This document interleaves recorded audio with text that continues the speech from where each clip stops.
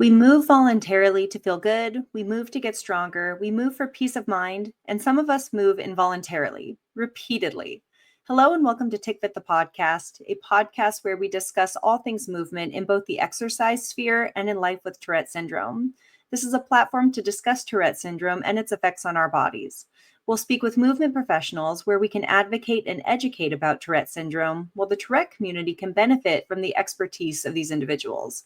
We'll also speak with professionals about Tourette syndrome and other tic disorders. I'm your host, Raquel Cunningham, and I've been on a quest for the past 2 decades to discover the connection between movement, exercise, and our ticking muscles. This is not meant to diagnose or treat Tourette syndrome. There is no cure for Tourette syndrome. We are here to advocate and educate about Tourette through conversation, and anything in this podcast is for informational purposes only. Please always consult with your doctor before beginning any exercise program to make sure that it's right for you. Welcome, everybody. I'm super excited to have Shannon Floyd here today. Shannon, a little bit about Shannon. She is a pediatric occupational therapist who operates a private outpatient business, Floyd Pediatric Therapy and Intervention for Tic Disorders in Mount Juliet, Tennessee.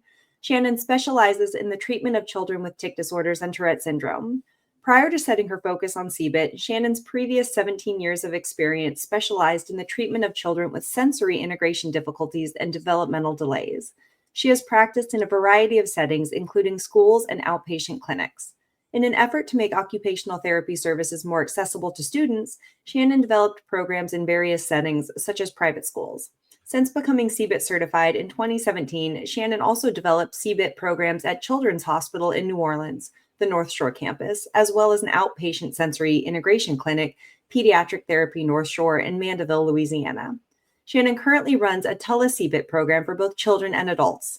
Shannon currently and I'm repeating myself, welcome. Yeah, perfect.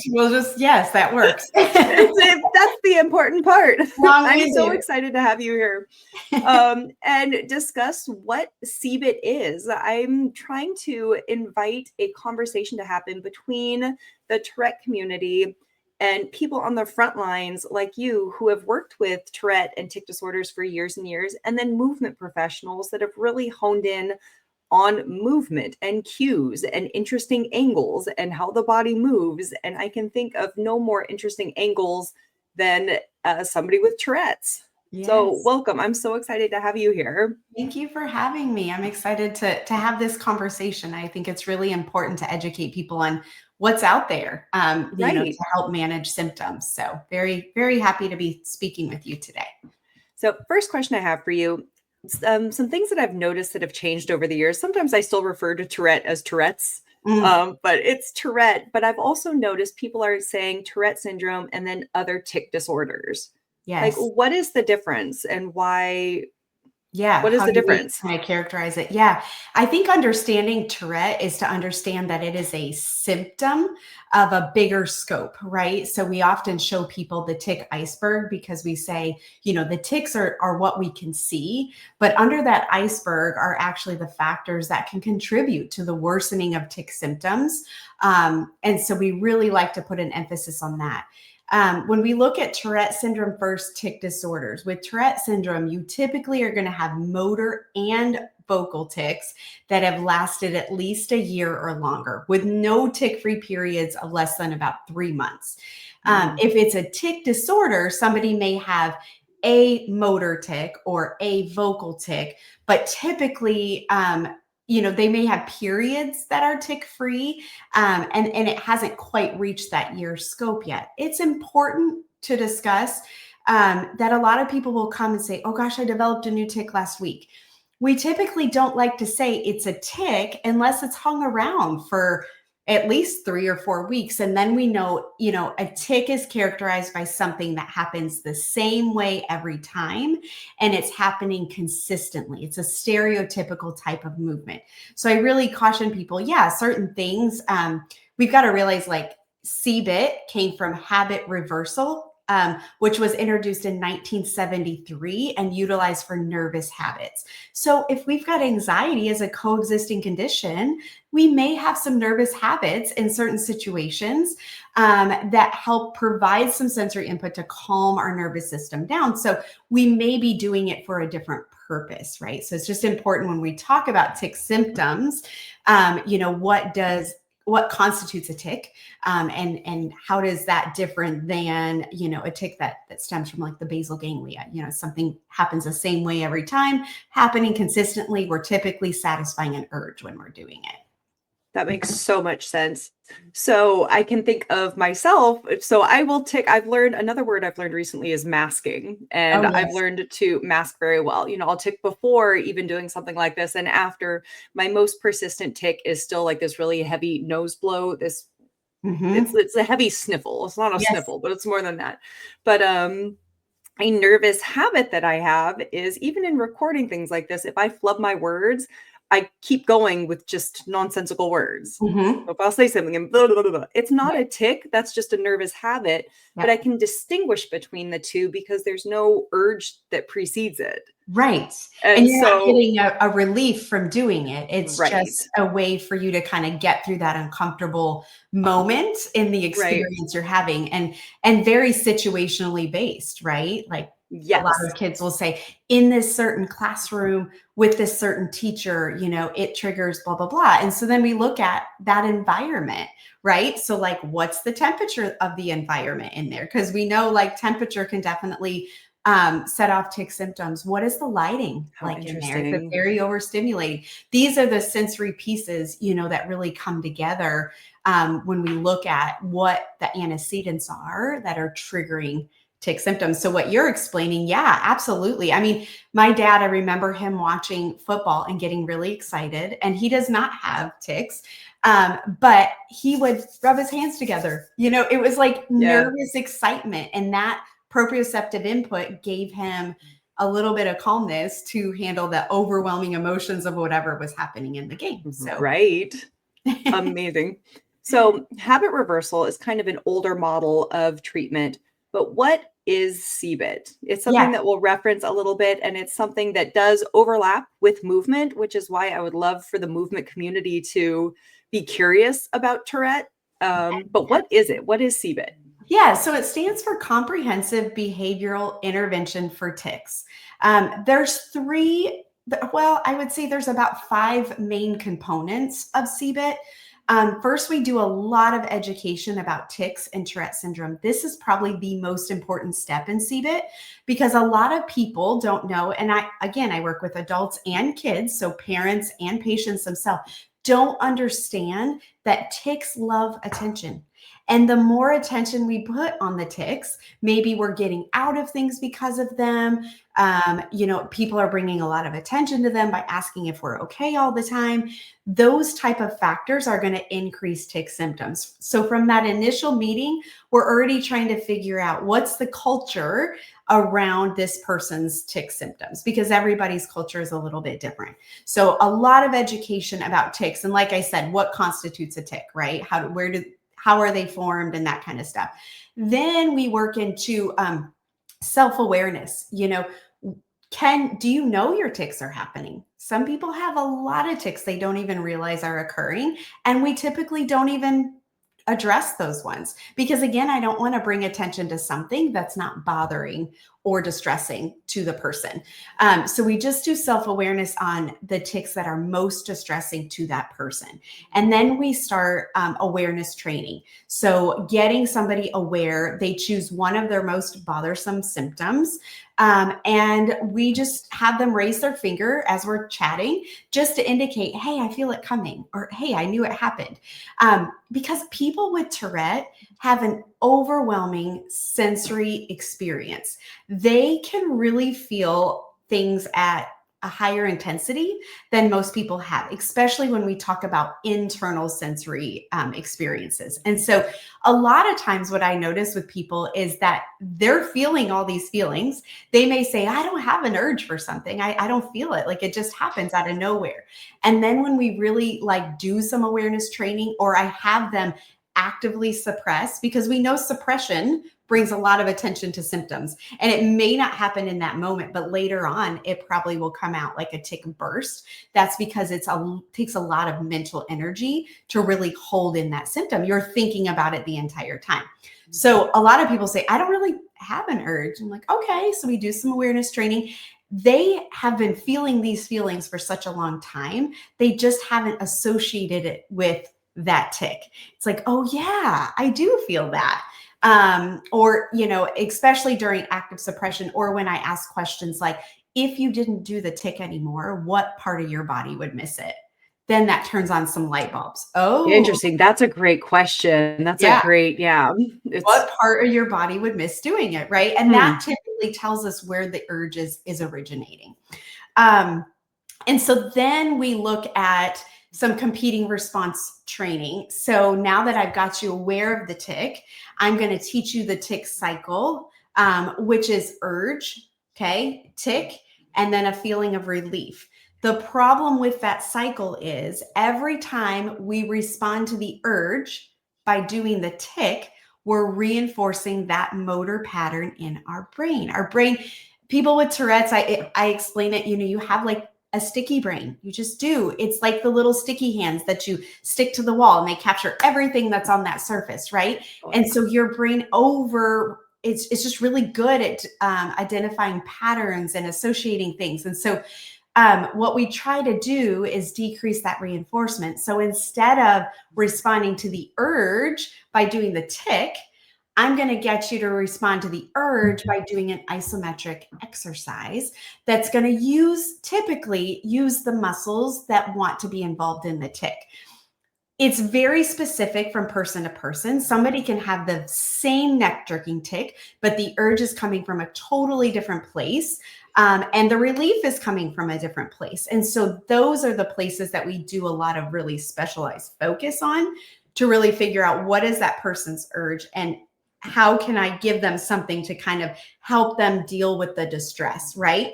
Because the reality with distress when using a competing response is the distress is only going to get to a certain point and it's naturally going to subside on its own.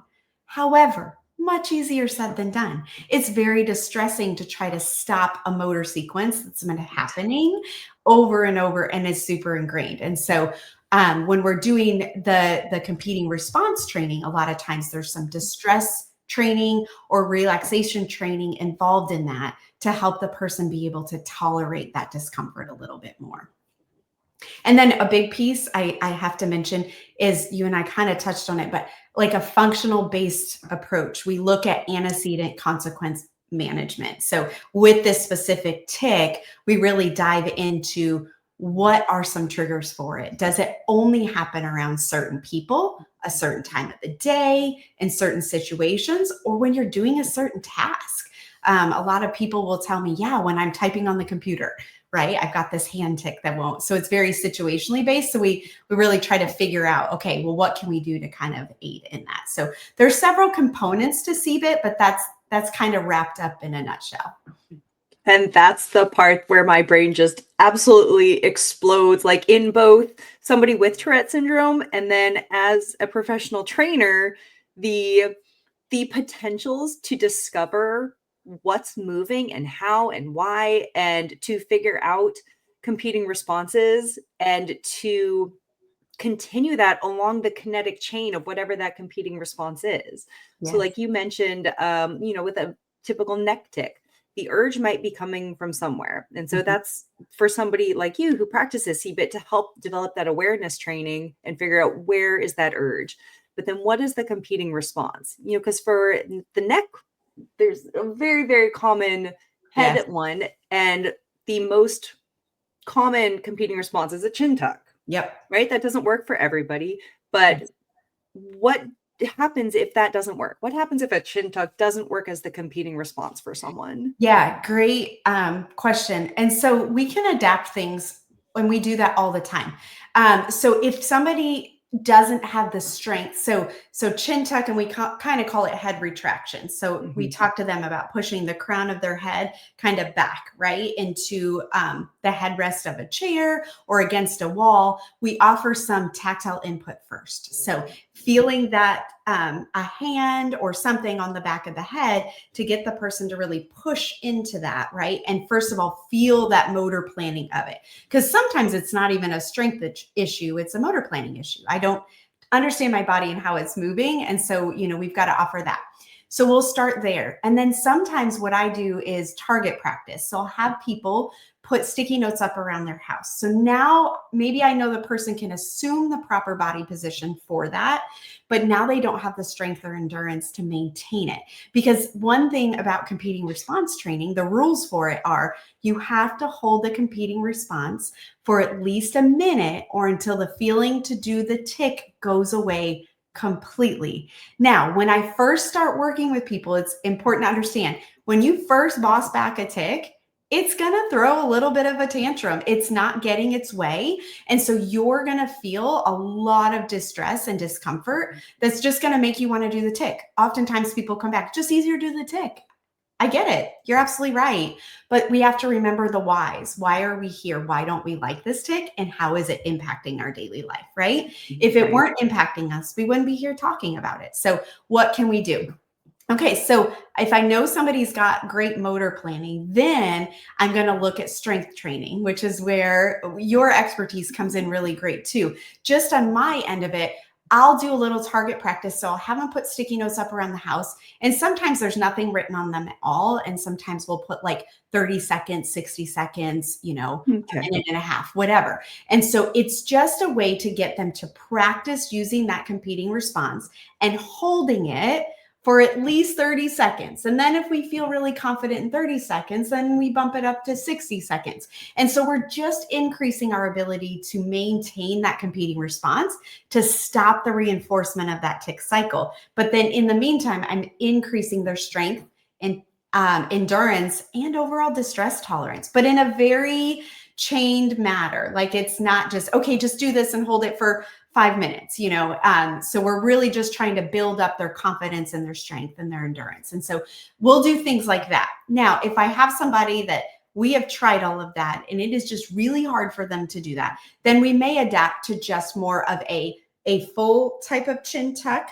But again, it depends where that urge is, right? If it's in the back of their neck, sometimes even just taking the shoulders and rolling them back and having them just kind of tighten the neck muscles will give them enough control over that movement where they don't have to hold the full head retraction. So again, it's so person dependent, but what I will tell you we see nowadays, and you may see this, Raquel, is we very much are forward flexed people.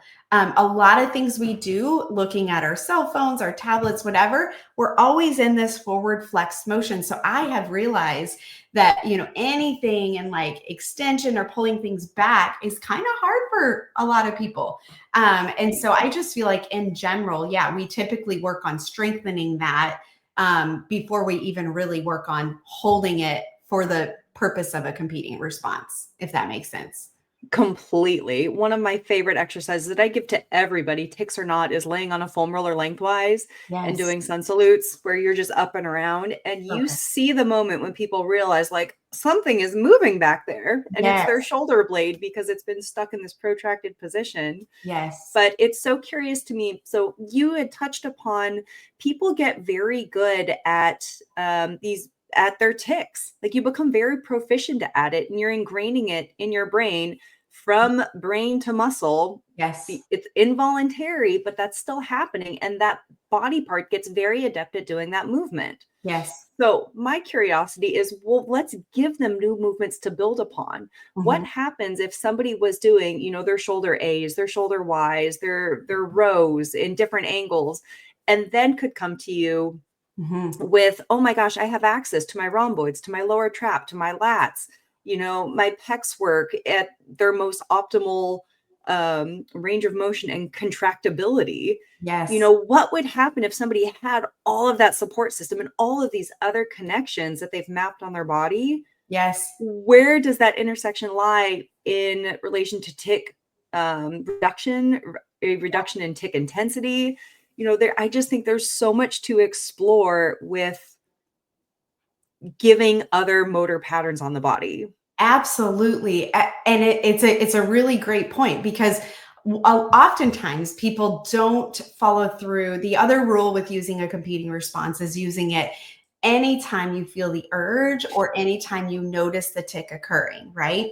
And so a lot of people cannot follow through with that because there's a lot of mental energy that goes into either the motor planning or maintaining the competing response. Okay. So if they had training to increase their, their strength in the areas that we're going to use to kind of decrease that tick from occurring, they're going to be able to maintain it more readily and more easily without as much brain power behind it, because it's already just natural. And a lot of times that's what people say.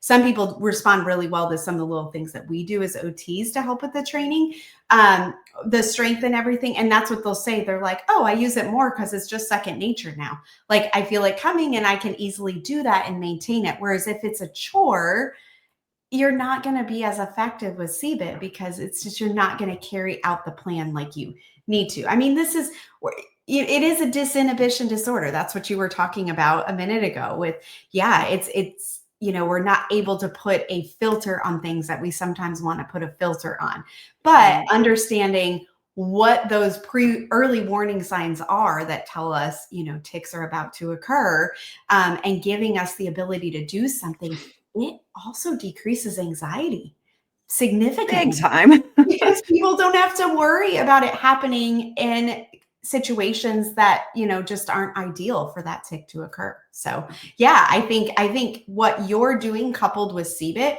it's an amazing adjunct, and both can benefit. Speaking of distress tolerance that you mentioned, I think that's something in the training world too. You get to practice being uncomfortable, but being uncomfortable in the sense that you're holding a plank for longer than you ever have before. You get used to those feelings and used to that brain state of, we would say challenging yourself or pushing yourself. But if we think about it in terms of sensory, all of a sudden you feel, sweat dripping down your forehead, and that could be distracting, or you feel your muscles contracting and burning in a way that you haven't before.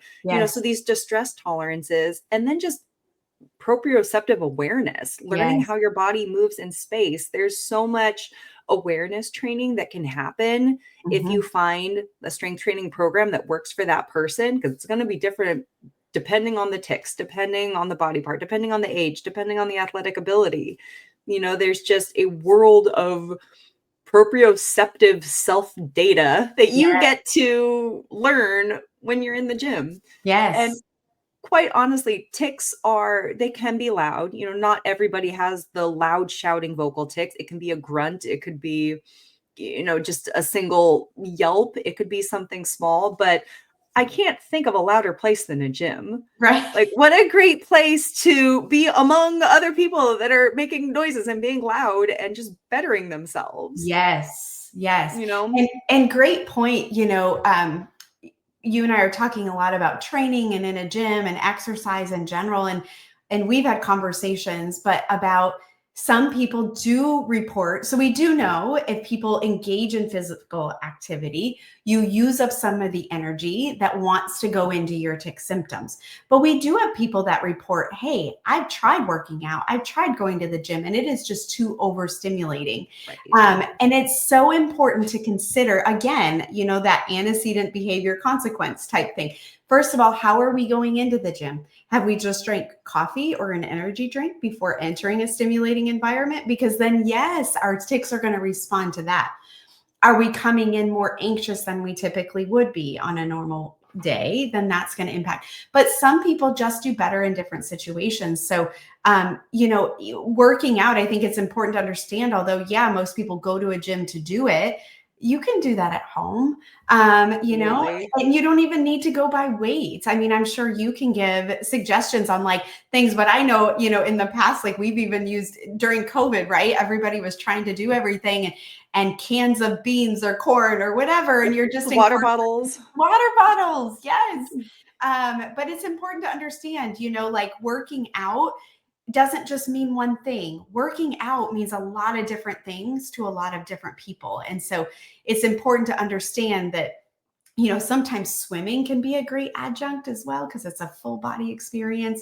You're still getting the strength and endurance, but that isolated um, focus on building muscle strength in the muscles that want to respond to your urges, I think is so, it's best suited for personal training where they can really isolate certain muscle groups and really get you to focus on where the tics are originating or where the urges are originating. But I think it's just an important topic to talk about. Like, you know, working out means something different for everybody. And so if you're not somebody who loves to work out in a gym, there's so many other ways to do that. Yoga, stretching, you know, swimming, those types of things can be helpful too.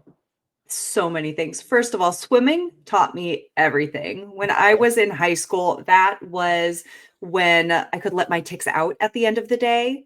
Yes. Because I'm underwater. And so I could tick and nobody would see. I'm Yes. underwater. I would slow down because I mean, you might have 8 people in a lane. And if they're all swimming like this and this one's ticking, you know, it's going to cause a traffic jam behind. Yep. But even still, that the rhythmical breath component, the letting out, the swimming taught me everything about my tics. And then when I stopped swimming competitively on land, that's how this was born. Like, how do Yes. I do this on land if I'm not swimming, you know, an hour and a half, 2 hours every day? Yes. But gosh, you said like 3 other things that I wanted to touch up on too. Oh, just the fact that we can do so much more. I mean, especially after 2020, when everybody went online for training. That's why I'm trying to bring other movement professionals on here too, because I do have programs that I offer, but it might not be right for everybody. Right. They're very traditional strength training where we kind of just play with different angles, where I'm just kind of giving an arena, train this area of your body if you're ticking in that area. And then within that, you get to discover where your restrictions are, where Yes. your movement patterns might need some cleanup. But then to bring other people on here, try this person's workout, try this Yes. person's workout. And there's so many more options online now Yes. that, and then any study that's been done on exercise and Tourette's has mostly been cardiovascular. You know, Yes. there's too many variables at the moment. There's just too many variables to really be able to study and test it. But through conversations like this with you and other trainers, you know, hopefully we can hone in and start to study more specific things. You know, Yes. if somebody does have a head tick, what if we get them on a pull-up program? That doesn't mean you're going to be doing pull-ups right away, but what if we get them on a program where they can build up to that? Yes. Can we train these competing response muscles so that somebody has a stronger connection with their competing response muscles than they do with the ticking muscles? Yes. You know, what would that be like? Yeah, Or, you know, is it cardio or high intensity? There's just so many options to explore with this. absolutely. Yeah. And, you know, and we know because Tourette syndrome is a condition that comes with a lot of other factors. You know, it's not even arousal state when approaching exercise. It could be OCD. Or Mhm. pressure to perform, right? I need to do things a certain way, certain number of times, or I have to do it perfect the first time, or I'm just not going to do it at all. And so I think when you have somebody helping to coach you, that's where the magic happens because you can adapt and you can change. You say, Totally. okay, you know, like let's try it this way versus like, you know, just feeling discouraged and just giving up on it all and saying it doesn't work for me, right? It's just finding other ways to do it. And maybe with no weights at all in the beginning, maybe it's just literally moving your body. And such a wealth of knowledge can come from learning how to move your body. I know, you know, it sounds silly. We move our bodies every day, but how many times do we move we have no clue what muscles we just used to do what we just Right. did, right? Or this is more of an isolated experience, bringing awareness. But yeah, there's lots of factors to this, but when we're talking, and that's sometimes what we'll do. If CBIT doesn't work for somebody, then swimming is probably one of the number one things that I recommend. There's so much benefit from it. And even if you're not on a swim team, but you just get in a swimming pool and you can do that consistently, it's going to help with that self-regulation piece, but that overall body awareness, bilateral coordination, motor planning, the breath control, especially if you have vocal tics, that's so important. And it teaches you naturally. You have to learn how to breathe when you're swimming. You just have to. And so it just kind of happens pretty naturally. But yeah, if CBIT doesn't work and somebody really can't do the exercises, I mean, that's what we talk about. Okay, well, let's, kind of tap into this a little bit more, or do some sensory integration work in a sensory gym. And then, let's come back to it. What is sensory integration? It's your ability to process information from the environment efficiently and effectively. And so a lot of times, especially people with Tourette syndrome, like I said, they feel and experience things at a higher intensity than the rest of us. And so a lot of times I'll hear very auditorily overstimulated. If I'm in an environment that's very loud, it increases my fight or flight response system. My nervous system responds to that, and I gotta either get out of there or I start engaging in behaviors that aren't socially appropriate. People are kind of like, why are you yelling or talking so loud or whatever? And Or bashing into a wall, or why did you lose awareness of your body? You're in everybody's physical space right now. And it's because when that stuff happens, it kind of just offsets us a little bit. We lose kind of that awareness of where we're at in space. So it doesn't have to be auditory input, it could be touch. That's another really big one. I hear a lot of like clothing, adverse responses. Like I can only wear a certain type of texture of clothing. So imagine that you have a piece of clothing on, okay? You're at school or you're at work and you're all of a sudden in a stressful situation. So your flight or fight response center gets activated. And you are feeling things even more intensely than you did when you left the house. So now that piece of clothing that might have been a little bit irritating is now like literally burning your body. I mean, that's the intensity that it feels. And so I can't focus on anything else other than the way that this clothing feels. So it's going to impact work production, ability to get stuff done, for kids completing their homework or sustaining attention. It might look like ADHD, but it's more of a sensory processing issue that's triggering some anxiety. Certain smells can trigger people, especially like perfumes and things that are pretty potent. Right. Taste, being a picky eater or having preferred food. A lot of that, it could either be a texture thing, the way that things feel in people's mouth, or it could be the way something looks. Like I can't put that in my mouth because it looks so gross to me. Right. And so we love our avocados out here in California, yes. But it's green and mushy. And sometimes people are like, yeah, I'm not going to do that. I know. I love a good avocado too. I'm right there with you. But yeah. And so just understanding your body and how it responds to the environment. And so children can really benefit from sensory integration work with an occupational therapist in a sensory clinic. That's what I did for a big majority of my life for a long time. And so we introduce, various tactile, proprioceptive, vestibular input in a certain way, depending on the child's regulation state. So if you're coming in over-regulated, we're going to do things in a more rhythmical, predictable manner. We're probably going to introduce some good deep pressure input in the beginning to calm that nervous system down, good proprioceptive heavy work type stuff, and then teaching parents how to, carry that over, maybe preparing them for school. If you're coming in understimulated, we want to activate you. This would be the person that Eeyore is a really great example of an understimulated person, right? Just kind of but I'm getting the information from the environment, but it's just not getting processed where it needs to be processed. And so then we're trying to help them get that input up to their central nervous system to be processed efficiently. So that's going to be unrhythmical, unpredictable, tactile, proprioceptive, maybe even auditory input to activate their nervous system. And, it's interesting talking about training and all of this. that is such a big piece of this, because somebody who has an underactive nervous system is going to kind of be more slumped posture, and they're going to melt in the surfaces they're sitting in. And when you can activate somebody, it just activates all of those muscles, especially the core muscles, and their posture improves. They're at that ready state. So, even when we're looking at training somebody and we're talking about muscles and muscle strength and all of that, sometimes it's not even a strength issue. It is really an arousal level issue. I'm not ready for that input yet. I got to get my body to that just right level.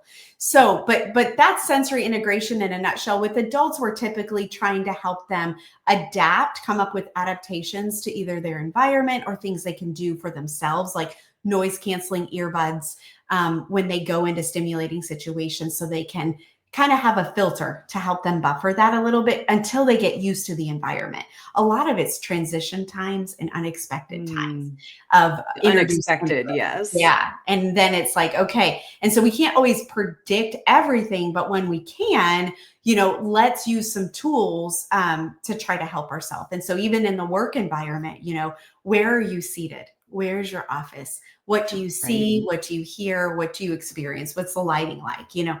Sometimes we look at those sensory components because we don't want them to, just like with clothing, to be focused on that sensory input all day long and then be behind on their work tasks, or a student in a classroom. And so that's in a nutshell, but it's your ability to process information efficiently and effectively from your environment.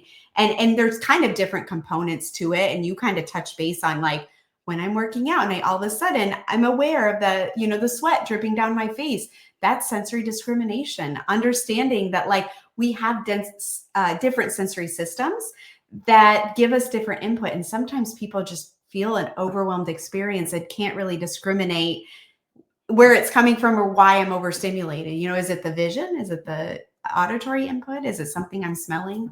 So. Right. Yeah. Oh my gosh. 2 things on that. First of all, I do think that I relate to Eeyore because I need that threshold. Yes. When I have that threshold, I wake up, I perk up. There is a incredible difference in how I process and focus information. Yes. But it has to be a certain level of effort. Yes. It does, for me to actually get that mental shift. And so, like, if I were to help construct a study, the first thing I would do is have kids do heavy or not even kids, adults, anybody, heavy proprioceptive input. And it would be a sled push, a sled pull, and farmer carries. Yes. If somebody were to do that for 4 weeks, on a progressive overload program, what happens? Right. If the side effect is you got stronger and more connected, but nothing changed with your tics, sorry, you got stronger. And that's great. I'm sorry you have that new skill now, but yes. What if it does help both? Yes. All of a sudden with this heavy proprioceptive input, kind of with those 3, sled push, sled pull, and a farmer carry, and there's different variations on all of those, just what can happen. And that's really great for somebody who's overstimulated. That really deep, heavy work kind of stuff is so important to calm that central nervous system. Somebody who takes a minute to wake up. As adults, what do? We might go get a cup of coffee, right? Help wake us up and stimulate us. But even with kids, like a really brisk, like rubbing of the arms or a tapping, just to be like unpredictable, kind of getting our body alert and ready for the day. But what you just said with that heavy work, we do a lot of animal walks, wheelbarrow walks, those types of things. Even just to go get dressed in the morning. All right, come on, let's army crawl over to get, your pants. And then we're going to frog jump over here. So that type of input is super calming and organizing to the central nervous system. And so it organizes me. Yes. Very organizing, which then calms down your response to distress in your body. So it does kind of naturally have, an effect on the tics indirectly because you're more calm and in a relaxed state. Those anxious thoughts or worries or OCD triggers aren't as big in that moment. You're organized. You're able to process it more efficiently. First, maybe you've had a cup of coffee and now you're running late for work, and that's super overstimulating. And so then everything's activated, heightened, and we're going to respond to that. That downshift, I think, is magical. that downshift into your parasympathetic system when you can organize. I think you can do that with soft tissue work, with trigger pointing, anything that you can practice and feel that downshift, that's practicable, like, is a tool in your belt that you can Absolutely. use for the rest of your life. Yes. That I And do want. Oh, realizing sorry, go these ahead. are all tools. We're chefs with you in the kitchen, and we're trying to figure out what the best recipe is for your body, right? And so, you know, a certain ingredient may not be the perfect ingredient for every single person. And I think what Totally. you and I are discussing is like, okay, if that doesn't work, what other ingredients do we have, or what other tools do we have in our toolbox to try to help you manage your symptoms? Um, in a way that you would find most beneficial, right? If you're not going to use competing responses all day long, but you want to be able to manage your tick in a meeting, okay, maybe some good deep pressure before we walk into the meeting could even be pushing, palm presses Right. or, wall push-ups, or even just pushing up in your chair for a certain amount of time, just to give yourself a good dose of that heavy work type input to calm your central nervous system, and then go into the meeting. Now you're Right. more prepared, right? There's a great hip reset, if somebody that has a pelvis that rotates, a hip reset where you're pressing on the outside of your knees and then the inside of your knees that resets your pelvis. But at the same time, that's a heavy, deep pressure that can both benefit your body and then at the same time reorganize as well. Absolutely. So there's a way to thread the needle between what the person's goals are, what their lifestyle is, what their ticks are, and how to do it in a social environment. Absolutely. But there's another thing I wanted to ask you because you talked about sensory discrimination, Yes. and it's a new concept for me, but it's so fun to talk about this and try to understand myself as someone with Yes. Tourette's, but then also to help, put something out in the world that might help other people. Because when I'm in the gym, I'm constantly aware of what is co-contracting, Mm. things that are guarding, that are firing that shouldn't necessarily. Yes. When you ask somebody to do a lot of the times with ab work, the neck is trying to help out too, and Mhm. it has no business helping out, so Yes. that's an example of a muscle co-contracting that shouldn't be. So then to practice relaxing the things that are beneficial to that exercise, but Yes. just being aware of all of these co-contracting muscles and the sensory Component. aspect of it. Yeah, like, is Yeah. that sensory discrimination? Is Well, sort of. So when somebody has sensory discrimination disorder, you have difficulty identifying and discriminating between different types of sensory stimuli.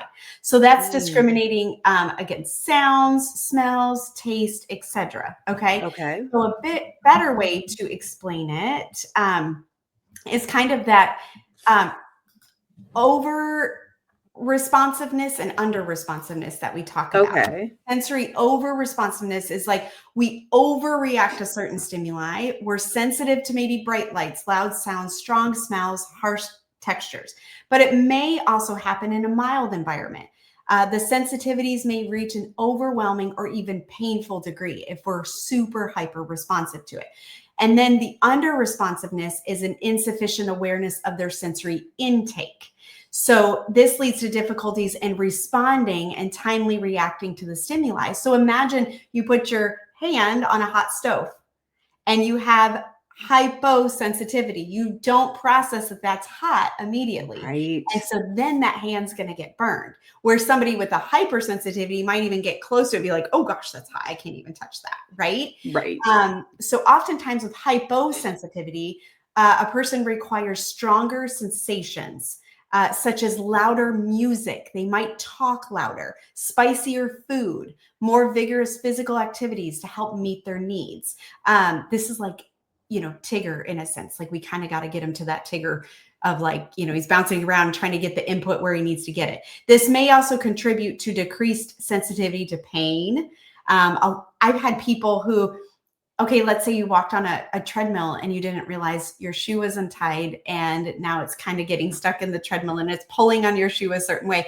And you just keep walking because you don't feel that. You don't. So that's the discrimination piece. I got to recognize what is happening to my body and what information is coming in, if that makes sense. But it could Yes, be completely. decreased sensitivity to pain, temperature, physical touch, raising to the level of injury or unawareness of some of your physical needs, even like temperature with water. How hot is your bath water, right? So that's more of the discrimination. What you're talking about with the muscle, like that's that hyper awareness piece of it. Like you're almost overly aware of how your body is moving and what you're doing. And probably because you're a trainer and you have ticked yourself and you have educated yourself on all of that. But people with tic disorders, Tourette syndrome, you have a heightened awareness of internal body cues. And that's why we know like stress leads to heightened tics. But we're not talking about just regular stress. I mean, being tired, being hungry, having to use the bathroom, like that's internal sensory sensations that you're feeling that are kind of triggering those symptoms as well, because your body's responding to those feelings. So does that make sense? So like sensory. Completely. Yes. Yes, very much so. But also like if I am, which I do know that I am oversensitive and not oversensitive, but over aware of how I'm moving. That's also why, because I do have injuries, why I go seek out help from physical therapists. Yes. Because then it's, first of all, it's hard to see how I'm moving and with certain things with my back and things like that. But it's also why I have to go to a physical therapist and let them guide me, because otherwise I'm just chasing my own sensitivities and movement angles, and I'm not necessarily effectively progressive overloading what I need to. But yeah, I outsource that to somebody else. Yes. Well, and dealing with pain, right, is another internal stress trigger. It's called interoceptive awareness. That's what all of that is called. And so that, tired cues, hunger cues, bathroom cues, all of those cues, pain cues, that's that internal awareness. We call it interoception. But so that's just a heightened sense. You're hyper aware of that. Which is good sometimes, but then sometimes that can be really distracting, because then you're more focused on maybe the pain, in a certain muscle than what you're trying to accomplish. So, but I guess I kind of combined, I just want to be clear, sensory discrimination and sensory modulation. So discriminating against the different sensory inputs, okay, is sensory discrimination. And then I talked about sensory modulation, which is more of the behavioral responses to, overstimulation or understimulation. So I want to make sure, it does get a little bit confusing when you're talking about all the various levels, but if we're not discriminating things very well, then that also leads into that sensory modulation. So it is very interconnected. Completely. Oh my gosh. Some of my favorite times where I feel most connected with my mind body was when I was training at this massive gym in New York. It was humongous. There were, 50 plus trainers just in this gym alone, let alone the thousands that came through the door every day. And if in the middle of the day, one of the bigger studios was not being used, I would go in there, dim the lights. I would have my recharge playlist on, and I would just move and mobilize. And that was when I felt the most peaceful, the most connected, the most recharged, hence the name Recharge Playlist. Recharge. I love it. Right. So I had the auditory, I had the light, I had the space, the calm, and then I had the touch, the movement connection too. So that makes sense. And you did that all in like a rhythmical, predictable manner. You were like, I'm going in and I have to decrease the visual stimuli, right? To calm my central nervous system. And then block out all the other auditory inputs so I can just focus on this calming playlist versus having, external noise. So so you self-regulated. So you used your tools to help self-regulate and calm your nervous system, which absolutely is going to make you grounded and just feel more connected with your body, and the anxiety is going to decrease, right? Yes, the anxiety. Let's drop that down a smidge, shall we? Yeah, that would be great. Because I know we keep referring to, or we have in the beginning, this picture of an iceberg. It's kind of become a quintessential picture that the Tourette Association of America put out. They're an incredible organization. They have a lot of free resources for everybody. So if you're a trainer working with somebody with Tourette's, that's a great resource to check out to learn more about the condition or just other things available to you. But they have a picture of an iceberg. And we know an iceberg, we remember Titanic. The tippy top is just the little bit that you see, and the bulk of it, I don't know the percentage, 90% of it is below the surface of the water, which is all of these other co-occurring conditions, anxiety, not sociary, sensory considerations, other mental health considerations, right? The tippy top is just the vocal and the motor, right? Yeah. But everything down below is where we need people like you to help quarterback where to go, what to do. Yeah. And to dive in and OTs are really good at teaching how to adapt or how to get you to still be functional in the environment you need to be functional in. What can we do, whether it be physical modifications, environmental modifications, or teaching you the tools to be successful, and being able to accomplish whatever you want to do. And I think it's just important to know, and you're a great leader for this, Raquel, is just showing people, if you have tics, it doesn't mean anything other than you have tics. You can go do whatever you want to do in life despite your symptoms. And that's one of the biggest things I preach from the minute I meet somebody. What are your goals? What are your goals? What do you want to see with these tics? Because you'd be surprised, not everybody wants all of their tics to go away. Sometimes they serve a purpose for people, and they're okay with it. I'm cool with that too.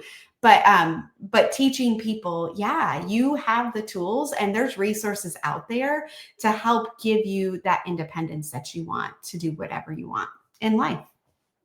That is amazing. Shannon, I am so ecstatic to have had this conversation with you. I think that's a great note to leave people with, that go out, go do, be, move. And yeah, tics do not define you. They are something that you will, live with. They will wax and wane, but that's not you and your life. There's a lot more to it. Absolutely. Thank you for having me, Raquel. It was I am very so grateful. Yeah, thank you so much. We'll have you back on and we'll just keep diving into every little bit that we can. I love it. Thank you so much. Shannon, one more question for you. Where can people find you? Sure. So I do have a little bit of a social media presence. I'm not great at posting, but Floyd Pediatric Therapy and Intervention for Tic Disorders is the name of my business. And you can reach me. It's Shannon at floydpediatrictherapy.org. I'm always happy. I do a lot of presentations with the TAA. And then through Vanderbilt, we have a working group meeting. And so we often present and give awareness. So I'm always happy to help redirect or connect people and help however I can. Amazing. And I'll link those in show notes when I figure out how to do that, but I will. Thank you again so much, Shannon. This has been amazing. Thank you, Raquel. All right. We'll talk again soon. Okay. Bye. Bye. We love providing a platform for sharing ideas about living with Tourette syndrome and other tic disorders. While we strive to keep the content evidence-based, please understand that exercise science, information about Tourette syndrome, and its co-occurring conditions are constantly evolving. The content shared in this podcast are for informational purposes only and should not be considered medical advice. By listening to this podcast, you agree to not use the information as a substitute for professional medical advice or treatment for yourself or your child.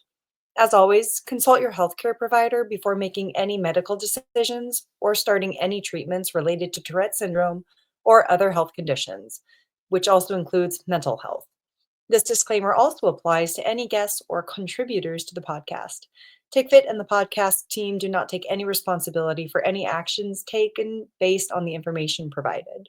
Our goal is to educate, support, and raise awareness, not to diagnose or treat any medical condition. Thanks for listening.